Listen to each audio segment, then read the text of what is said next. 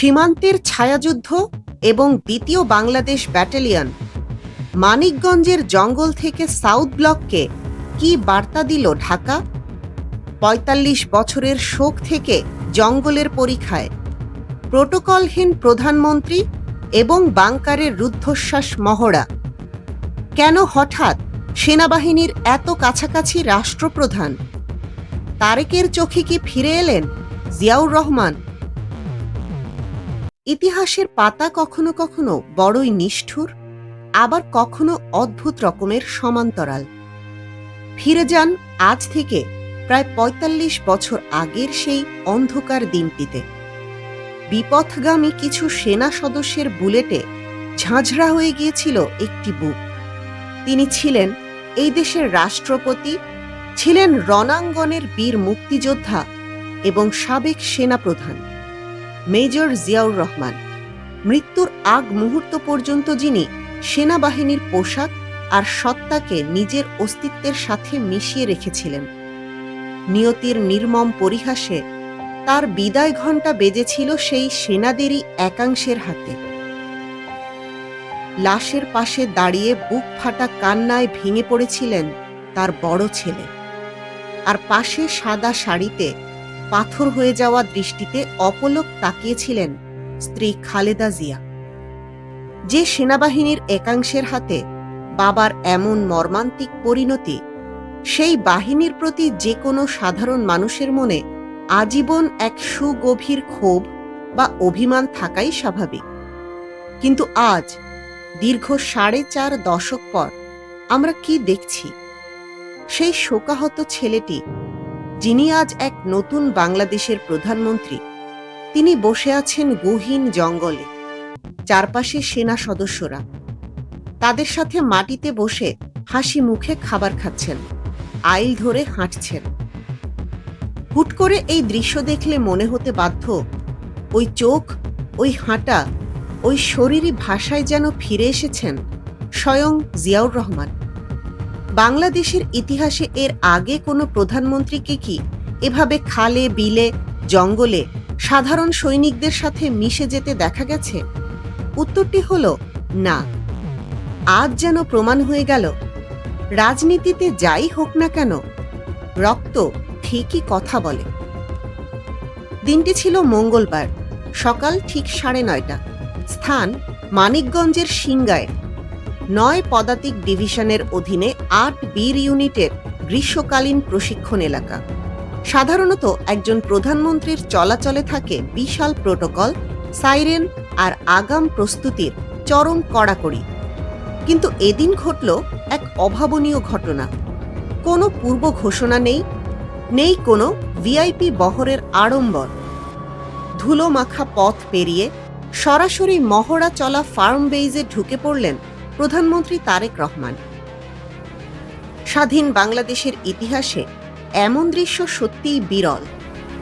উপস্থিত জিওসি এবং unit commanding officer যখন প্রধানমন্ত্রীকে প্রশিক্ষণের খুঁটিনাটি বুঝিয়ে বলছিলেন, তিনি কেবল একজন সাধারণ ভিআইপির মতো শুনেই ক্ষান্ত হননি। তিনি একজন সামরিক স্ট্র্যাটেজিস্টের মতো অত্যন্ত মনোযোগ দিয়ে শুনলেন কমান্ডারের ভার্বাল অর্ডার বা মৌখিক নির্দেশনা। এরপরই তিনি যা করলেন তা উপস্থিত সামরিক কর্মকর্তাদেরও হতবাক করে দেয়। চোখের সামনে তখন চলছিল গোটা একটি রেইড মহড়া। অস্ত্র হাতে শত্রুর ওপর কিভাবে আক্রমণ শানাতে হয় সেই রণকৌশল দেখছিলেন প্রধানমন্ত্রী।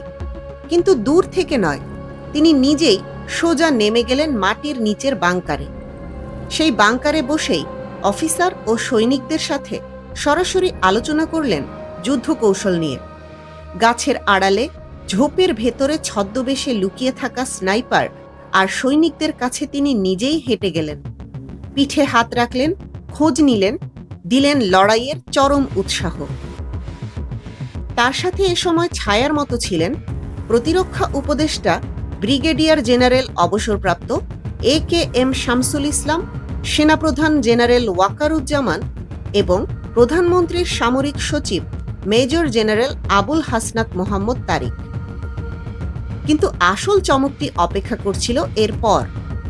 মহড়া শেষে প্রধানমন্ত্রী কোনো শীতাতপ নিয়ন্ত্রিত ভিআইপি তাঁবুতে গেলেন না। তার জন্য আলাদা কোনো রাজকীয় টেবিল সাজানো হলো না। সাধারণ সৈনিকদের জন্য তৈরি করা খাবার নিয়ে তিনি সোজা বসে পড়লেন মাটিতে। সৈনিকদের কাঁধে কাঁধ মিলিয়ে একই কাতারে বসে খেলেন খাবার, চুমুক দিলেন সাধারণ চায়ের কাপে। উপস্থিত সেনা সদস্যরা তাদের উচ্ছ্বাস আর বিস্ময় লুকাতে পারেননি। রাষ্ট্রের সর্বোচ্চ নির্বাহী যখন তাদের সাথে মাটিতে বসে এক প্লেটে খাবার খান, তখন সেই বাহিনীর মনোবল কোথায় গিয়ে ঠেকে তা হয়তো কোনো স্কেল দিয়ে মাপা সম্ভব নয়। পরে এক সংক্ষিপ্ত বক্তব্যে তারেক রহমান অত্যন্ত স্পষ্ট ভাষায় বলেন, জনগণ সেনাবাহিনীর ওপর গভীর আস্থা রাখে। জাতীয় সংকটে আইন শৃঙ্খলা রক্ষায় সেনাবাহিনীর ভূমিকার প্রশংসা করার পাশাপাশি তিনি জোর দেন পেশাদার প্রশিক্ষণ আর সর্বোচ্চ প্রস্তুতির ওপর।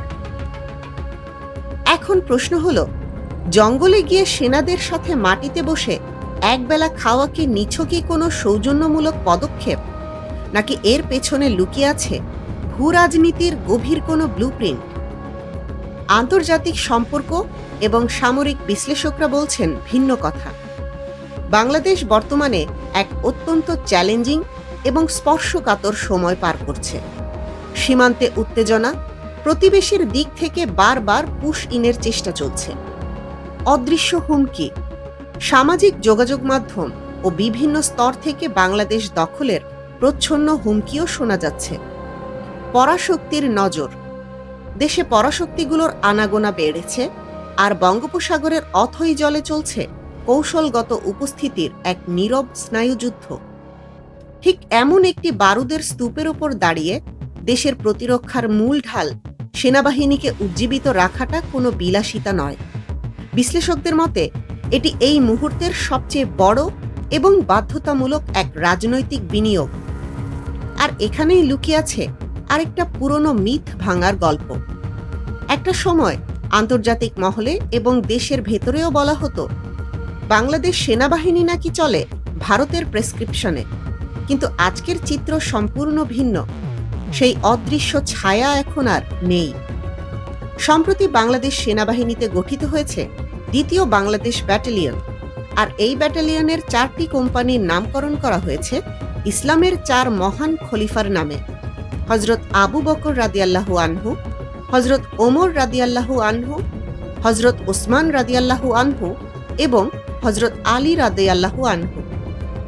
সেনাবাহিনীর কাঠামোগত এবং আদর্শিক এই বিশাল পরিবর্তন দেখে ভারতের সাউথ ব্লক এবং ভারতীয় গণমাধ্যমের রীতিমতো গাত্রদাহ শুরু হয়ে গেছে। তারা বুঝতে পারছে বাংলাদেশ সেনাবাহিনী এখন তাদের নিজস্ব শেকড় এবং স্পিরিটে বলিয়ান হয়ে উঠছে। জিয়াউর রহমান নিজে সেনাপ্রধান ছিলেন। মাটির কাছাকাছি থেকে সৈনিকের ঘামের গন্ধের সাথে মিশে গিয়ে নেতৃত্ব দেওয়াটাই ছিল তার মূল পরিচয়। আজ দীর্ঘ ৪৫ বছর পর সেই একই ছবি ফিরে এলো তার ছেলের হাত ধরে। জঙ্গলে বসে খাওয়া, বাংকারে নেমে যাওয়া আর ছদ্মবেশে থাকা সৈনিকের পিঠে হাত রাখা, এগুলো আর নিছক কোনো প্রতীকী বিষয় থাকে না। এটি হয়ে ওঠে রাষ্ট্রের এক চরম রাজনৈতিক ভাষা। বার্তাটা খুব পরিষ্কার, যে কোনো সংকটে সেনাবাহিনী একা নয়, রাষ্ট্রপ্রধান নিজেই তাদের একজন। রাজনীতিতে রক্তের টান শুধু আবেগে চলে না, এটি চলে সঠিক সময় বেছে নেওয়ার দক্ষতায়।